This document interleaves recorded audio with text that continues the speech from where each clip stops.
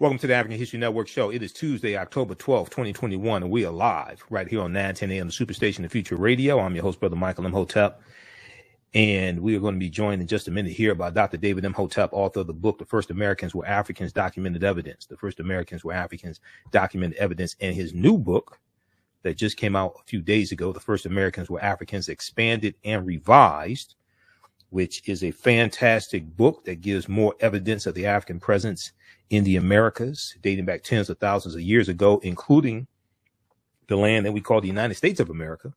You know, on yesterday's show, we talked about Indigenous Peoples Day. And we know that Joe Biden did a proclamation on October 8th, recognizing October 11th, 2021 as Indigenous Peoples Day. So yesterday we dealt with a lot of history, and we talked some about the African presence in the Americas, dating back over 56,000 years ago, and in the land that we call the United States of America, dating back at least 51,700 years ago. These are the Khoisan, who have the oldest DNA on the planet. They go all around the world. They're the ancestors to the Ainu and the Twa, and they were here in this land, in the territory we call South Carolina and Georgia, as the discovery in 2004 by Dr. Albert Goodyear, who's an archaeologist at the University of South Carolina, as that discovery showed. Okay, so on yesterday's show, I said I'll reach out to Dr. David Imhotep today and see if we could get him on the show, on today's show, so we can talk about this some more. And I was able to do that. Now, we know that October 12th is the anniversary.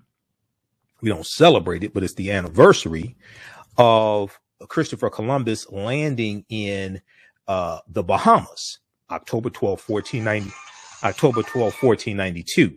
Okay. That's the anniversary of Christopher Columbus landing in the Bahamas.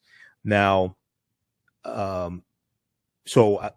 we know yesterday was Indigenous Peoples Day, and today is the anniversary of Columbus landing in the Bahamas, which, and Columbus is central to the spreading of slavery, racism, capitalism, and the exploitation of indigenous people. Okay, so even though we may not celebrate Christopher Columbus or Columbus Day, things like this, it's important to study Columbus. Columbus is crucial to understanding the transatlantic slave trade, etc. Shakita, were you able to get Dr. David Imhotep on the line? Because he just called me.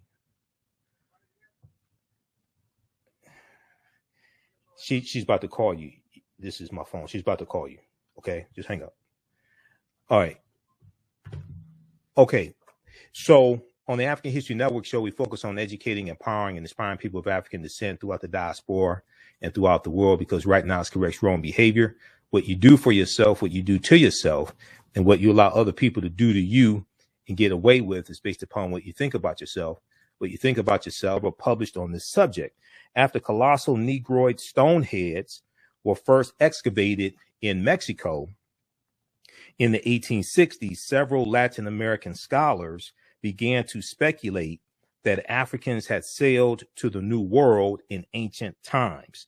Several Latin American scholars began to speculate that Africans had sailed to the New World in ancient times. Now, unlike his predecessors, he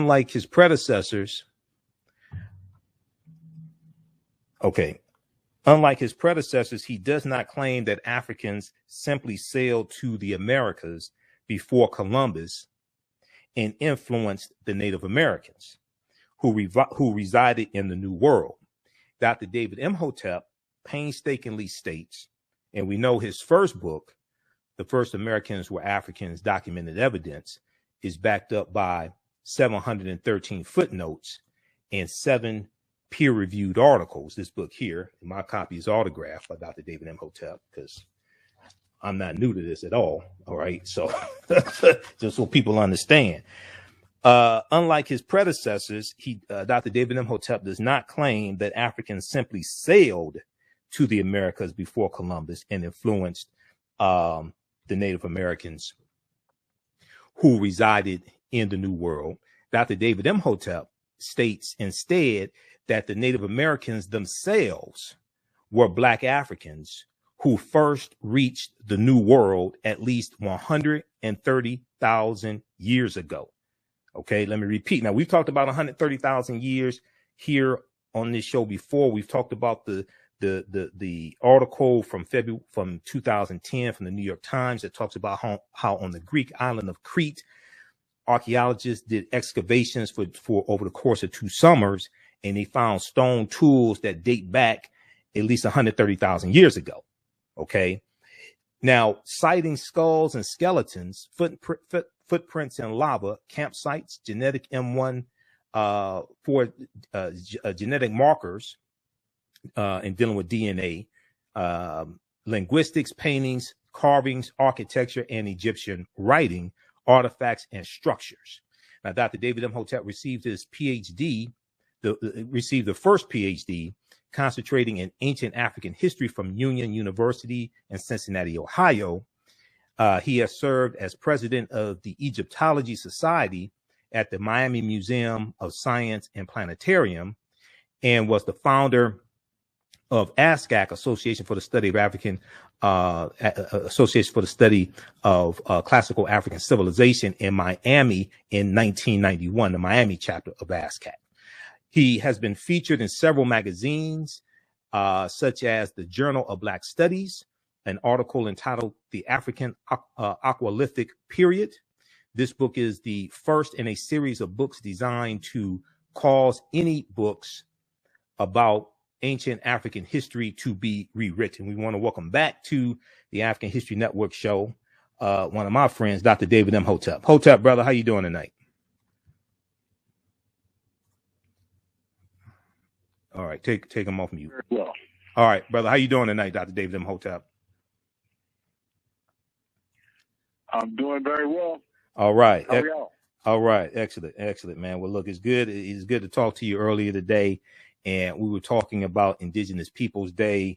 We were talking about Christopher Columbus, and one of the things that I was saying was that October 8th, President Joe Biden did a proclamation issued October 8th, and it declared October 11th as Indigenous Peoples Day. And some African Americans didn't realize that Indigenous Peoples Day also includes us. Okay, so that's one of the things we want to talk about, and then I also want to talk about your new book as well. And then, as we discussed earlier today, October 12th is the anniversary of Columbus landing in the Bahamas. Also October 12th, 1492. So, talk about. We know your new book is out. Your long-awaited new book. Talk about the premise of your book once again, because it's going to shock people, because so many of our people think that we first came here August 20th, 1619 in Virginia. Yes, I have. I don't know if people know what peer-reviewed evidence is, but peer-reviewed evidence is if a amount of scholars, more than 12, all get together and they agree on a certain piece of evidence, then it's peer-reviewed, and no one can overturn that. And I have the updated version of what I've heard about when the Americans were in Africa and in the Americas. And what I have for peer-reviewed evidence is they were here in the Americas between 250,000 and 325,000 years ago. Okay, 250,000 and hold on, say it again. 250,000 to what? Okay, they were here between 250,000 and 325,000 years ago in the Americas. Okay, so which Africans were these, and where in the Americas were they? Okay, well, what Africans they were from Central Africa, Southern Africa. You talking about the Khoisan? You talking about the Khoisan? Yeah, it could probably be the Khoisan. Yeah. Okay. But no matter what name you put on it, they were African. Okay. You know what I'm saying? And they were short Africans. Now, right. Check that out. They were short Africans, between 3.5 to 4.5 feet tall. Okay, so those are like the Khoisan or the Is Twa. that amazing or not? Yeah. So those are like the Khoisan, the short-statured Africans who have the oldest DNA on the planet, and we know they're in southern Africa. Okay, the Khoisan.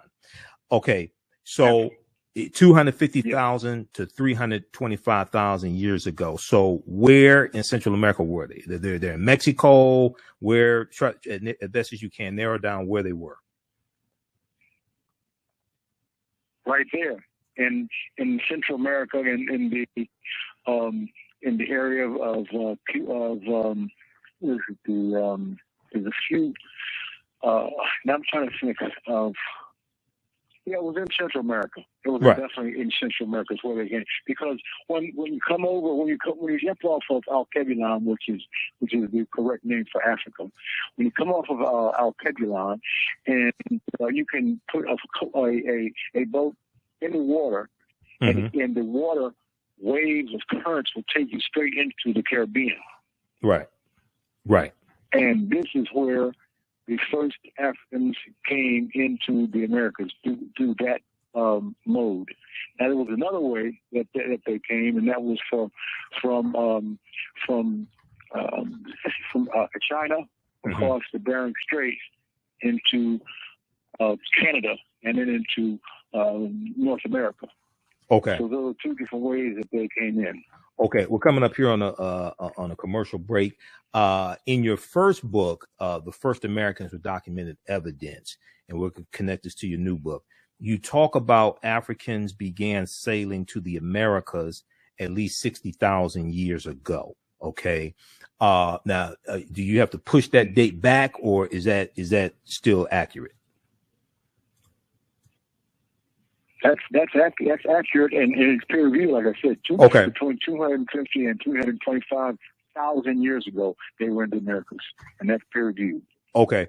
When we come back from the break, we want to deal with specifically in the land we call the United States of America, and we want to talk about the Khoisan in the territory we call South Carolina and Georgia, and the discovery from Dr. Albert Goodyear that puts these Africans there at least 51,700 years ago. And we also want to talk about your new book, The First Americans Were Africans Expanded and Revised, and talk about some of the new research there as well. Okay, stand by, Dr. David Imhotep. Okay, you listen to the African History Network show right here on 910 AM, the Superstation, the Future Radio. I'm Michael Imhotep. We'll be back in a few minutes. Welcome back to the African History Network show right here on 910 AM, the Superstation, the Future Radio. I'm your host, Brother Michael Imhotep. It is Tuesday, October 12th, 2021, and we are live. We're speaking with Dr. David Imhotep, author of the book, The First Americans Were Africans, Documented Evidence, and his new book, The First Americans Were Africans, Expanded and Revised, that is now available right now at Amazon.com. So Dr. David Imhotep, we're going to get back to the topic at hand, what we talked about right before the break. But when did your new book come out? The First Americans Were Africans, Expanded and Revised. When did it come out? When did it come out? Yes. When did the new book come out? Is that what you're asking me? Yes. Okay, came out between 2 and 3 weeks ago. Okay, between 2 and 3 weeks ago. Okay. It came out. Okay, excellent. So people can purchase it at Amazon.com. And where else can they get the book? Where do you want people to get the book from? Amazon is the major bookseller, and I think that's it. Okay, Amazon.com. It could probably, it could be others, but I'm sorry, yeah. Okay. Yeah, Amazon. Okay, Amazon.com. The First Americans Were Africans, Expanded and Revised. Yes. Okay. Let's go back to right before. Go ahead. Black and white edition. Yeah, there's a color edition and the black and white edition. There's a black and white edition. Go ahead. Right. Correct. Okay. Explain the difference between the two editions. That's what I'm saying. Well, the only thing that's different is that thoroughly documented an African presence here in the land we call the United States of America, going back at least 51,700 years ago. They found artifacts, architecture, campsites, carvings, Egyptian writings, footprints in lava, genetic M174D haploid groups dealing with DNA and genetics, linguistics, painting, skulls, skeletons, structures, and tools. Now, this is, and you can contextualize this and flesh this out and add in new research as well. This is before Native Americans, the people who we call Native Americans, existed. Is that correct? Yes, yes it is. Okay, so these were the Khoisan. So talk about your new research from your new book, and here in the land we call the United States of America. How far back is there an African presence, and what did they leave behind so that we know these were African people? What evidence did they leave behind? The evidence we left behind was black faces. The evidence we left behind. Number one. Okay. So you're talking about the Olmecs? I'm sorry. Yes. You talking about the Olmecs? The Olmecs. Yeah. Okay. So yes, we're talking about the Olmecs in Mexico. Okay. So if we look at specific, if we to address with specificity, if we look at the contiguous United States of America, this landmass, the contiguous United States of America, in Allendale County, South Carolina, the discovery from 2004 showed 13 different types of evidence of an African presence there. Okay. Talk about more evidence of African people here in this land we call the United States of America, because we already know Christopher Columbus never came to this land.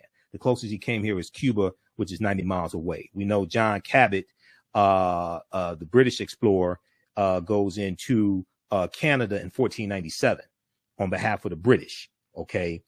Giovanni Caboto. But when we deal with African people, we were here before anybody else. So talk about that African presence here, specifically in the land we call the United States of America, but you can talk about Mexico, et cetera, also. Sure. We've all have been said the name of the first Africans as being, the first black folks anywhere is Africans.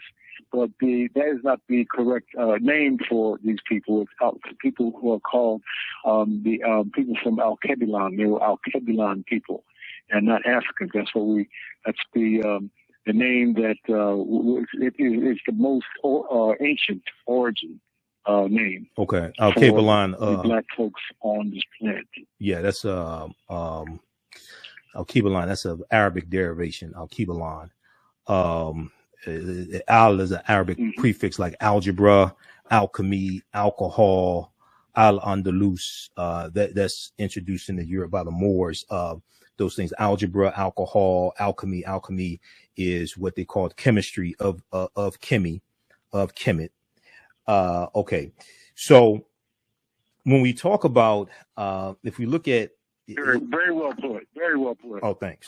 And just so people are not confused, just so people are not confused, Africa was not named after Publius Cornelius Scipio Africanus. He took his surname after he conquered that territory. This deals with the Punic Wars. Africanus means belonging to Africa or of Africa. It's Latin. You can look at Cassell's Latin English Dictionary, 2002 edition, page 11 in the entry for a fear. Africanus. Africa means land of the Afri, in reference to the Afri, who were black African people in Algeria and Tunisia. Tunisia used to be called Carthage. Afri is dealing with the area that Publius Cornelius Scipio Africanus conquered. Okay, so people think Africa is named after him. No, he took his surname after the area he was conquering. Also, people can read pages 14 and 15 of African People in World History by Dr. John Henrik Clark. He talks about the Afri as well. Now, getting back to your book here, one of the things that I found interesting in book 1, and you can connect this to book 2 as well. You talk about how all black Indians were not ex-slaves or descendants of slaves. And you talk about the back cover of your picture. And I think on the back cover of your picture, you have the Algonquin. It deals with the, I think the back of your first book, I think it deals with the Algonquin. So talk about that, because oftentimes when we talk about black Indians, we think they are all ex-slaves. Okay. Connect that to the Algonquin and that once again, that African presence that was here that's been hidden. Okay. So the picture that we're talking about on the back of my book is a picture of Black Africans. And they're in the presence of a pyramid in Central America. And they are dressed as other people they have the layer of people below them in the picture that only have what looks like strings around their waist to hide their genitals, and then they have the cornrows, and then there's another one that's in the same picture where people are standing up looking at each other, and they're wearing the different outfits like leopard skins and different things of that nature, and they have hats on. So, and this is a picture of what was going on inside one of the pyramids in Central America. And let me tell everyone that pyramids have been made only by Africans. They were not made by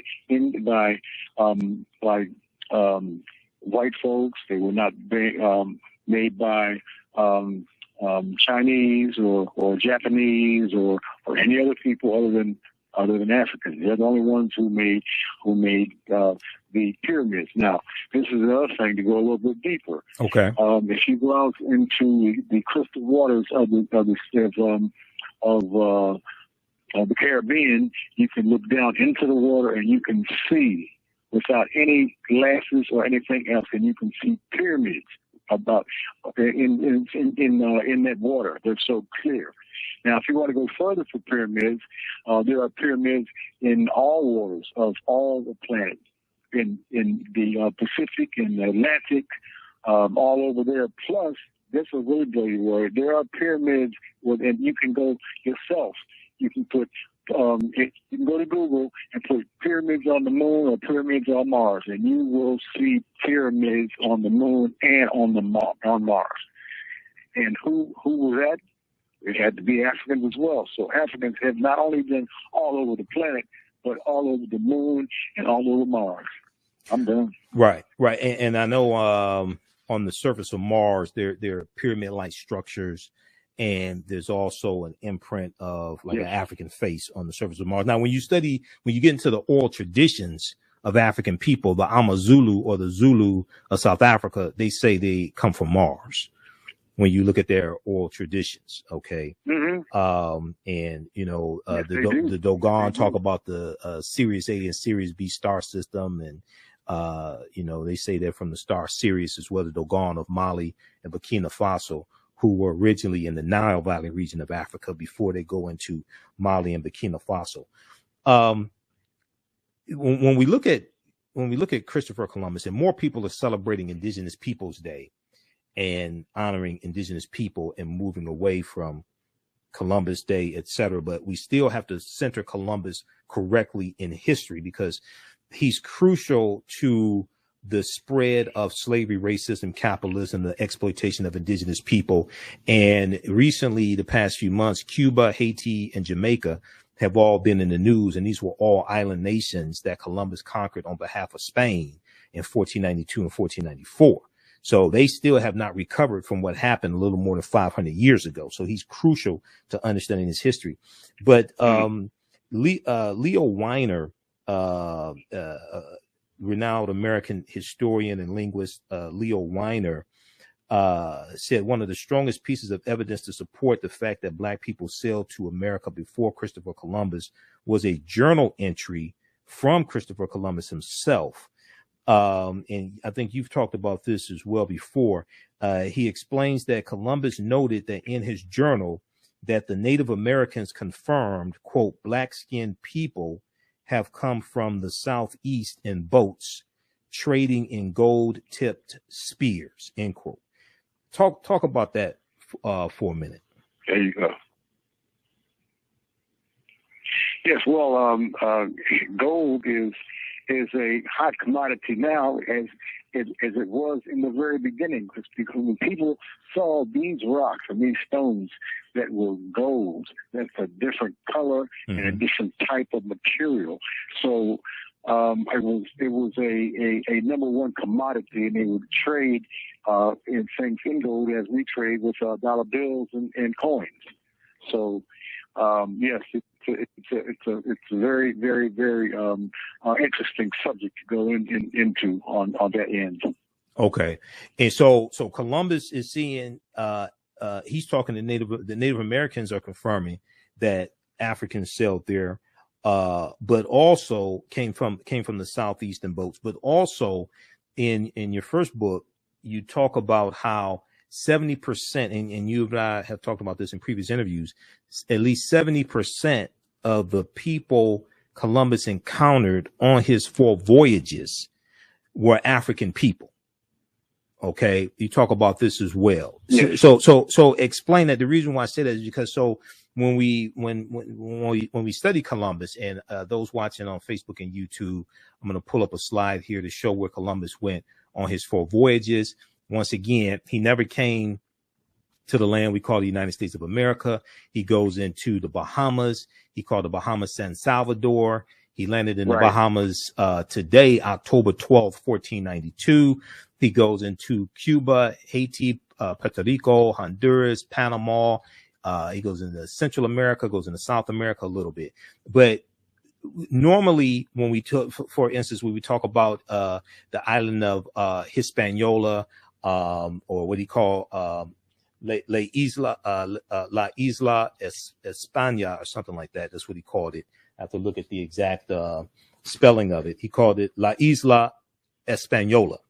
That's what they called it. And then it became anglicized as Hispaniola. Okay, it means the Spanish island. And we know the 1/3 of it to the west of that island of Hispaniola, it was Haiti, which is an Arawak word. Today we call it Haiti. But traditionally, when we look at these areas, we talk about the Taino, we talk about the Arawaks, we talk about the Saboni, etc. But we don't talk about Africans that were there prior to 1501, when the Spanish start taking Africans into these islands that they're conquering, 1501, 1502. Talk about the Africans that were there prior to that. Okay, the Africans that come in there, that were there prior to that, had a different type of dress than the ones that came to them, because it's just like anything else. You know, if you're in a neighborhood, say when you're a child, there's a form of dress that people naturally use, and then if you go maybe 30 or 40 or 50 years later, the styles have differed. So these are people who don't stand still. They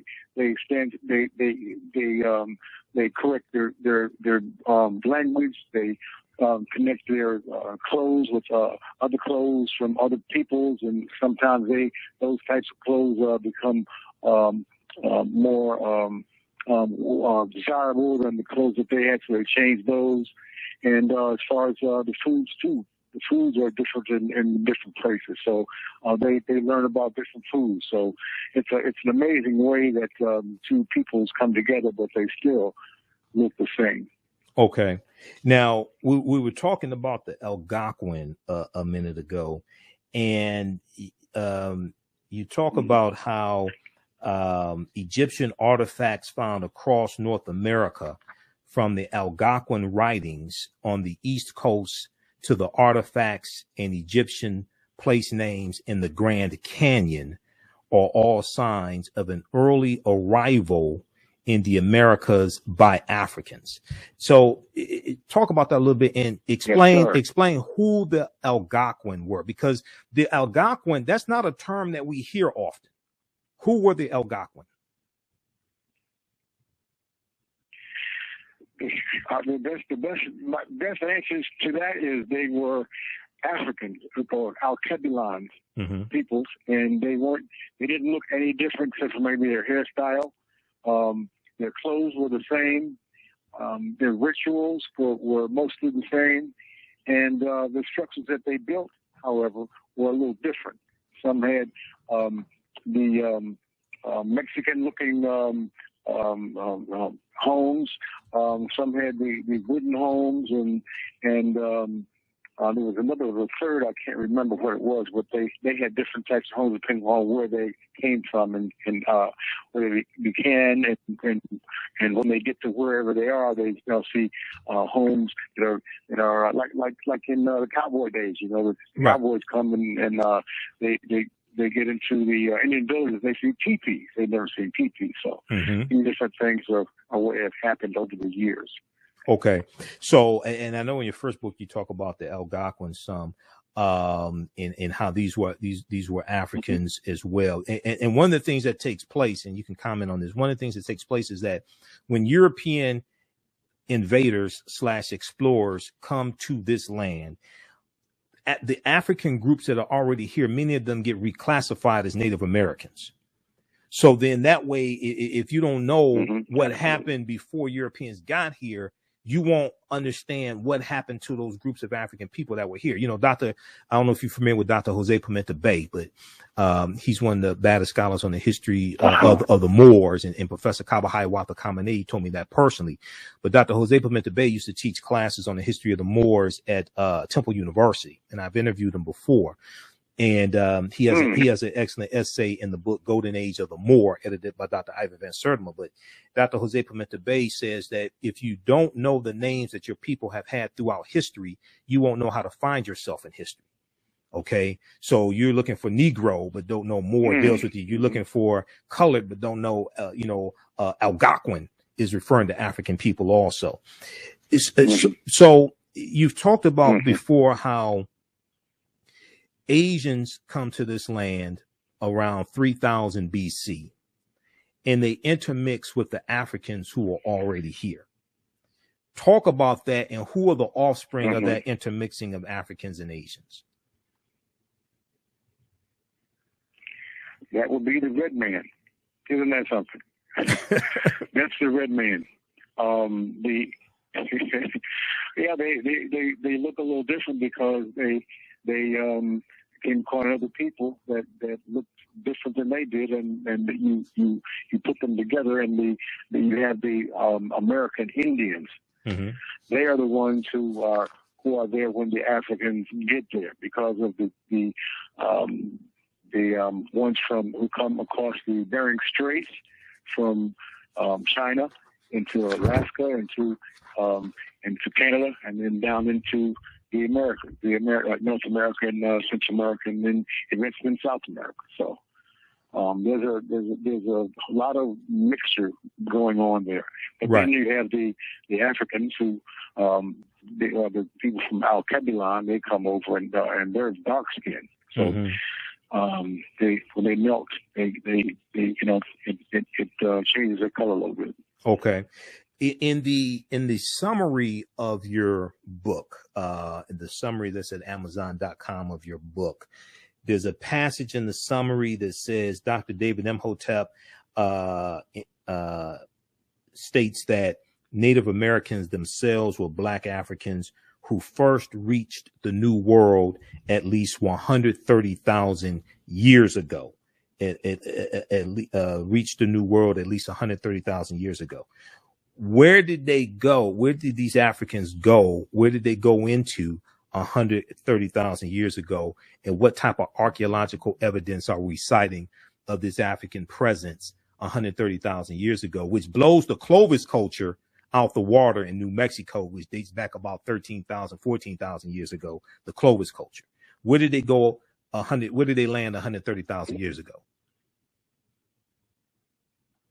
Okay, as I said before, it came from Alkebulan, Africa, into the Atlantic Ocean, and then when they do that, the winds blow them into central, or into the area of between Florida and Central America.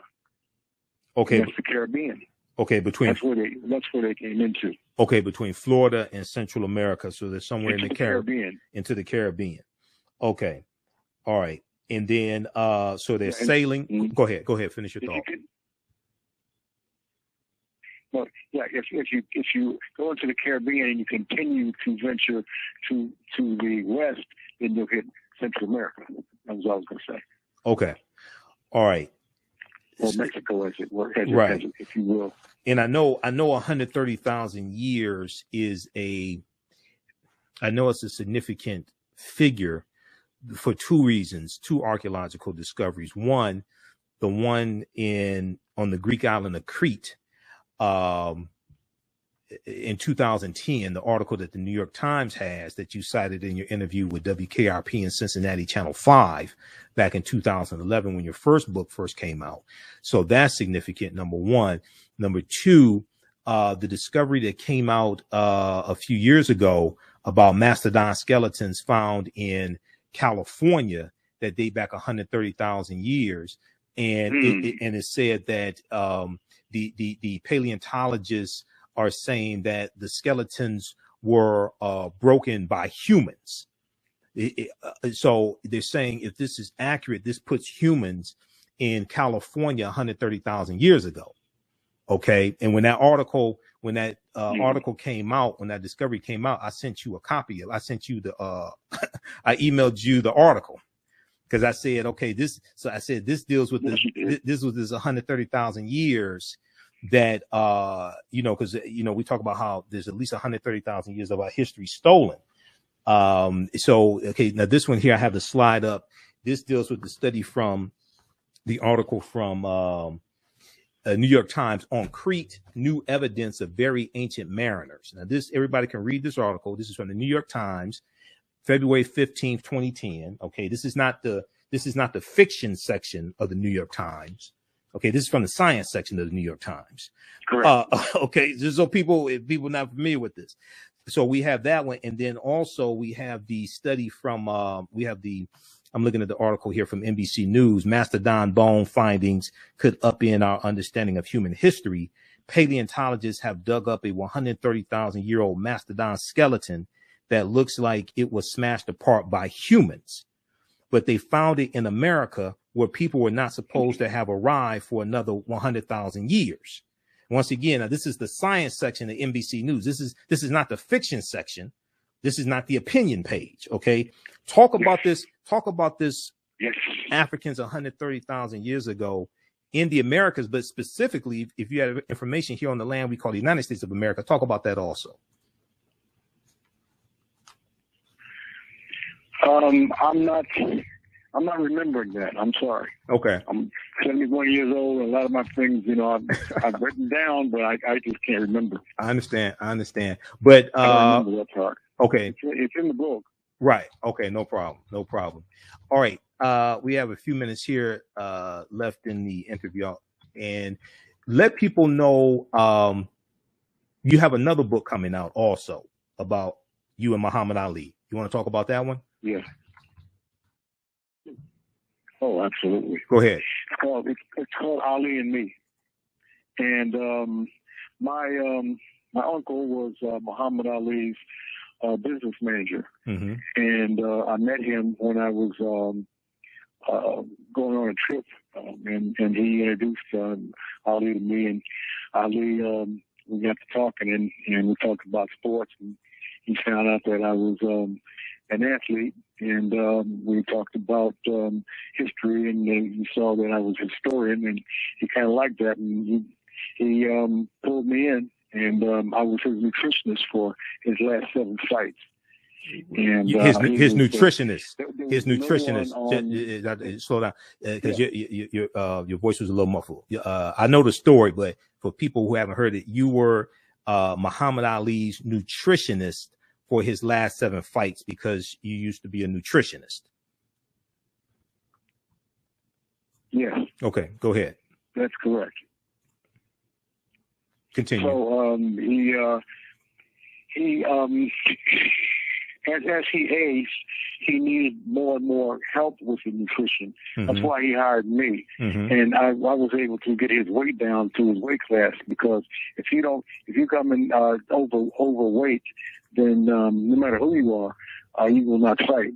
Right. So I had to put him on a diet that was not pork and beans and steak and liver and different things like that. The only meat that we allowed him to or we wanted him to eat, which he did, and that was fish. Because fish there's no fat in fish. It's pure protein. So he was on fish, and he was on. I had him eating a lot of foods that you didn't have to cook. You know, there's some foods that are tasted just as good, even better cooked than they do when you take them from the fields. Right. So it was a wonderful time with this guy. There was no one who didn't like the guy. Even Joe Frazier, after he beat Joe Frazier, they became friends again. So there was no one on this planet, I mean, that we knew of that did not like and respect this man. He was a special guy. Well, he fought Joe Frazier 3 times. He fought Ken Norton 3 times. Right now, up on the screen, we have a picture of you and Muhammad Ali that you sent to me before. Dr. David Imhotep, you have a PhD in nutrition, right? Was it a PhD in nutrition? Correct. Okay, PhD, because he has 2 PhDs, right? And Muhammad Ali gained weight quickly. That's the other thing. So you had to keep a close. He had to stick to a strict regimen when training, especially as he got older, because he gained weight quickly. And you know, he was a phenomenal fighter. We know he fought Ken Norton 3 times. He had wars with Joe Frazier. He fought, if I remember correctly, he fought Floyd Patterson twice also, right? I think he fought Floyd Patterson twice. Okay. Yeah. Now, did you see did you see the 4-part documentary series Muhammad Ali by Ken Burns? Did you see that on PBS? No, I did not. Oh, I got to send you the link. It's on Public Broadcasting System's website. You can stream it. It aired on TV on PBS, but they have all 4 installments. It's 8 hours of documentaries of a documentary of Muhammad Ali. It just came out last month. They went through about 15,000 photographs. Oh my God. And they got stuff. They have footage. They have photographs most people have never seen before, man. I'm going to send you that when we get off the air. It's going to knock you out. Okay. All right. Let me see here. Bless your heart. You're knocking me out now. Oh, well, we got to take care of you, man. You and I go way back. Thank you so much. Let me ask you, let's see. You got a few more minutes? You got a few more minutes? Yes, absolutely. Okay, so this is what we're going to do. We're out of time here on 910 AM Superstation WFDF. I'm going to call you right back from my Skype line on the phone, and then we'll continue for a few more minutes, and we'll let you get a few more questions in. Okay, so she's gonna disconnect the call on that end. I'll call you right back, Dr. David Imhotep. Hopefully you learned a lot today, and be sure to register for the online history classes that I teach on Saturdays and Sundays. Saturdays, normally 2 p.m. to 4 p.m. Eastern Standard Time. I teach ancient Kemet, the Moors, and the Ma'afa, understanding the transatlantic slave trade, what they didn't teach you in school. Visit our website, TheAfricanHistoryNetwork.com, TheAfricanHistoryNetwork.com, to register for the online classes. And right on the homepage, scroll down, you see information about our radio show. We're on Sundays, 9 p.m. to 11 p.m. Eastern Standard Time. We broadcast on our social media platforms. My class is Ancient Kemet, one of the original names for Egypt, the Moors, and the Ma'afa, understanding the transatlantic slave trade, what they didn't teach you in school. We deal with thousands of years of history and what leads up to the transatlantic slave trade taking place, okay? So you can join us Saturday, October 7th and 14th. And 21st and 28th, 2 p.m. to 4 p.m. Eastern Standard Time. We have a couple of videos here you can watch as well. To the previews. The class is on sale $80, regularly $130. We do the sessions live. All the sessions are archived and recorded. Actually, we dropped the price to $60. So on sale $60, regularly $130. We do the sessions live. All the sessions are archived and recorded. You can go back and watch them anytime. Okay. So even after the class is over with, you still have access. So a year from now, 2 years from now, you can go back and watch the entire course. Sundays, I teach Black resistance movements from the Haitian Revolution, U.S. Civil War, Civil Rights Movement, and Black Power Movement, 1800 to 1968. So we're going to have another session of this class coming up October 14th. Okay. Sunday, October 15th. We'll have another session of this class coming up Sunday, October 15th. So as soon as you register, you can go watch the previous classes. This class is on sale $40. As soon as you register, you can go back and watch the previous classes, and you'll be ready to join us Sunday, October 15th. Also, if you'd like to stop it for information, you can support the African History Network, $, the AHN Show through Cash App, $, the AHN Show through Cash App, also through PayPal, paypal.me/the AHN Show. This helps us keep doing the research, stay on the air, keep broadcasting, pay some of the bills. All right, we have to get out of here. Remember, right now it's correct wrong behavior is not over till we win Wakanda forever. And we'll talk to you next time. Peace.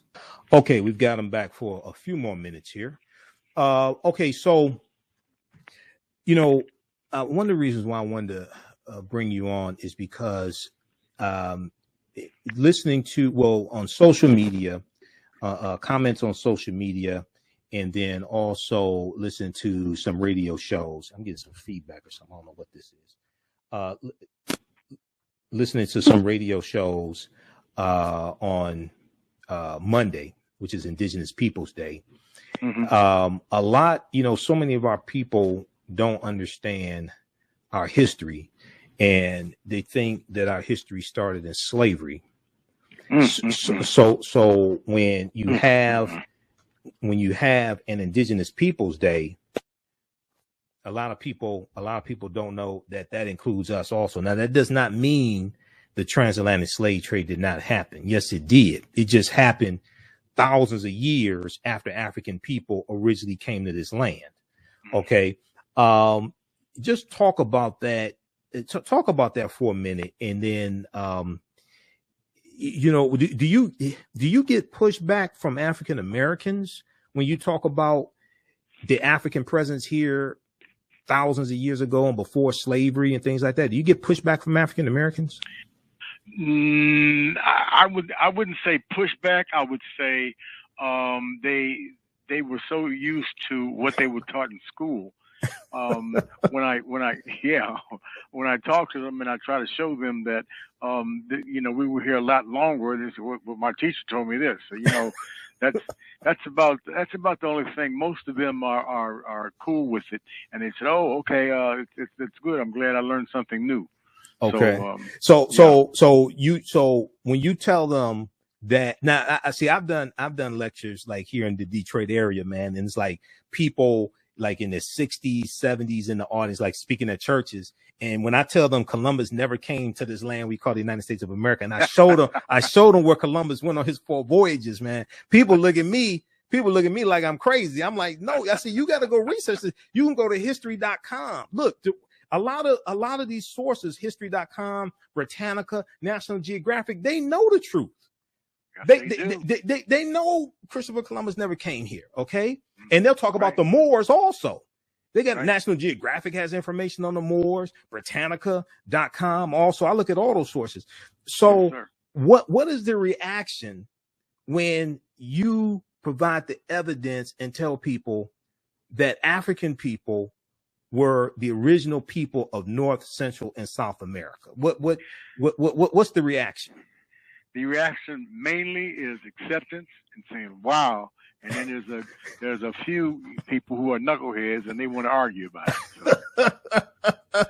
it. And so one of the things that I find is that because of an increase in the desire and movement for reparations to various extents,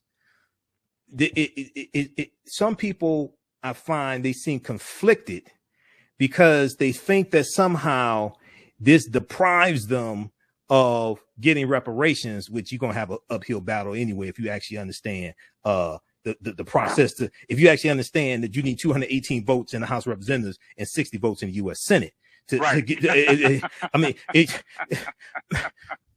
but that's a whole nother show. But anyway, that's a whole nother show. Okay. And it can't be an executive order because based upon Article 1, Section 9, Clause 7 of the U.S. Constitution, which deals with the power of the purse, the ability to tax and spend belongs to Congress, not the president. But that's a whole nother show. I'm scared of you. But some people I find they think that if they admit that African people were here even before Native Americans, then somehow this locks us out of getting reparations. But you ain't gonna. They act like they're about to get a check in the mail at the end of the month. Okay, talk about that conflict there. And as I explained to people, yes, the transatlantic slave trade happened. If you just want to hold on to slavery, but it just happened thousands of years after we first came here. Put that in context. Put it in context? Yeah.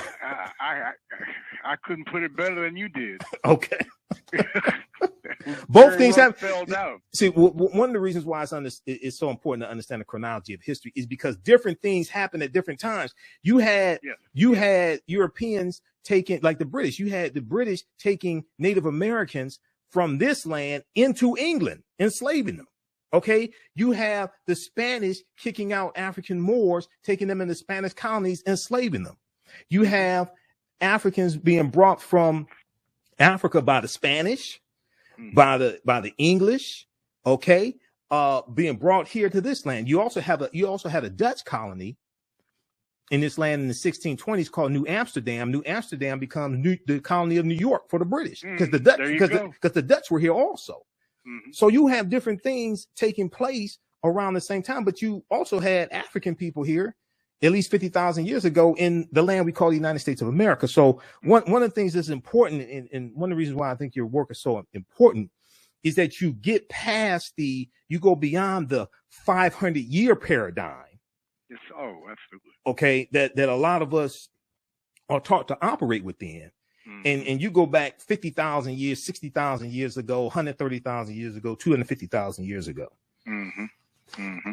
So what is it that you want people, after they get your book, The First Americans Were Africans, expanded and revised, get it from Amazon, and there may be some other bookstores that pick it up also. Mm-hmm. What is it that you want people to take away from this book? After they learn this history, we have to put it into usage. Okay, this history is not designed just to debate one another on YouTube. Right. Okay, what do you want people to do once they obtain this knowledge? Black folks, right? Yes. Okay, I want them to understand that what they learned in school coming up was incorrect. It was racist. And it's hard to hear this information for what 18 years, from the first grade to 12th grade. It's hard to let that go. You know how you have habits and things. It's hard to let it go, even if it's for your richness of your background is so phenomenal. It's hard for them to even accept that. So I do run into some people like that, but most of the people accept it and say, "Wow, really?" You know. So I don't know. It's a phenomenon that we need to brush off and get with it. Okay. Now I encounter some people who talk about being indigenous.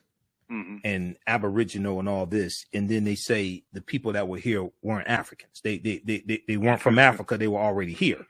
I'm like, okay, so look, they came from Africa just much longer ago than we were originally told. Absolutely. Okay. Because when you look at these archaeological discoveries, just like the one that were the mastodon skeletons found in California. Oh man, that blew people's minds. That blew the paleontologists' minds. But then there was one in Morocco, came out in June of 2017, and this one here, this dealt with remains of Homo sapiens that date back between 300,000 and 350,000 years ago. Right. And they said this was causing them to rethink everything because the oldest known fossils they had of modern man dated back 195,000 years ago, found in Ethiopia. Okay. This and NBC News has right now I have the article up from the Washington Post on this. Oldest Homo sapiens fossils discovered in Morocco. This is from June 7th, 2017. Bones found in a cave in Morocco add 100,000 years to the history of modern human fossils. These bones are from, quote, early anatomically modern humans, our own species, Homo sapiens, modern man, with a mixture of modern and primitive traits. An international team of anthropologists, paleontologists, and evolutionary scientists report in a pair of papers published in the journal Nature back in June 2017.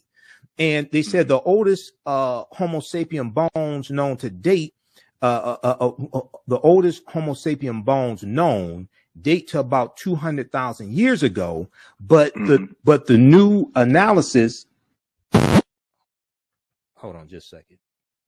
Hold on, I'm getting some feedback. Okay, but the new analysis shows these bones are surprisingly old, 300,000 to 350,000 years old. This blew the 195,000 year old fossils out of Ethiopia. That blew that out the water.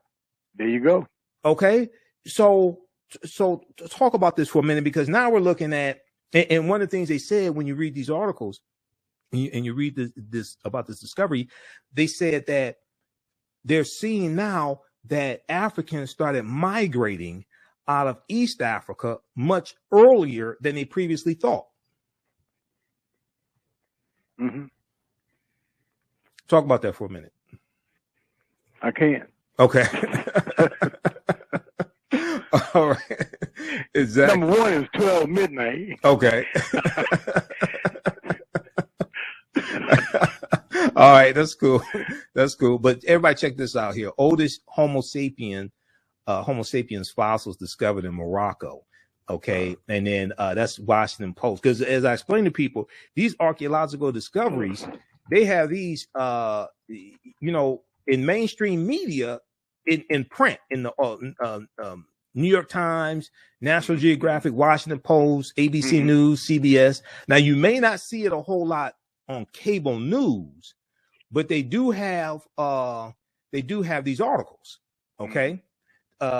So do you have a website? We're gonna let you go here, but do you have a website?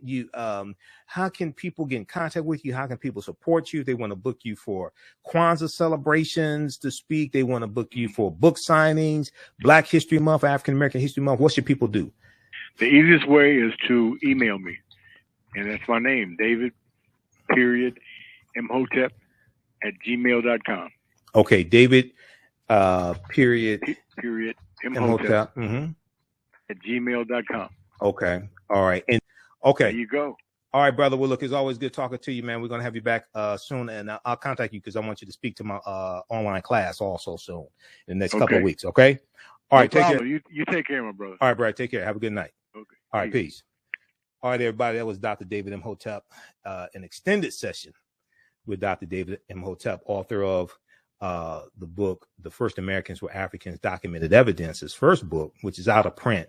His new book, and I want you to support this, The First Americans Were Africans, Expanded and Revised. The First Americans Were Africans, expanded and revised. As we talked about on yesterday's show on Indigenous Peoples Day, yes, the transatlantic slave trade happened.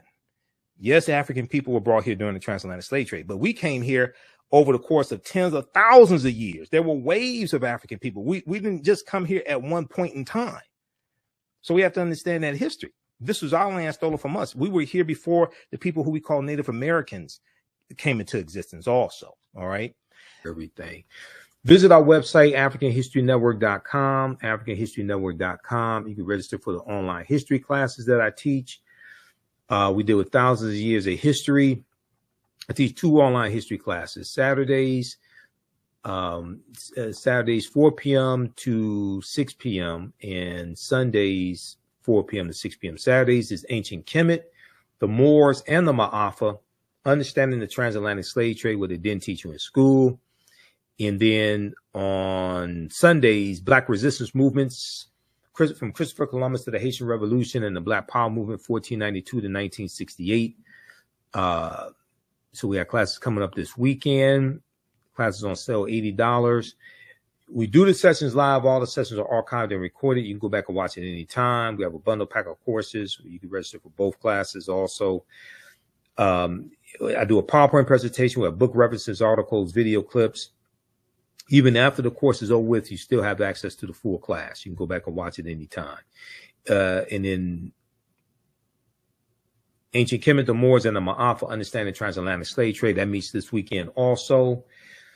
You can we have the course outline here that you can download as well. So it gives you a lesson plan for each class session. There's about 100 articles that we reference. The first class is about 200 slides, 15 books that we reference. You don't have to buy any of the books to follow along in class. Click right here to download the lesson plan also, okay? I show you it's a very visual class, so I show you the excerpts of the books right on the screen, all right? Okay, so the content is PG-13. You can use this with your children as well. I don't do a lot of cursing. It's not overly vulgar or anything like that. It's nothing like that, okay?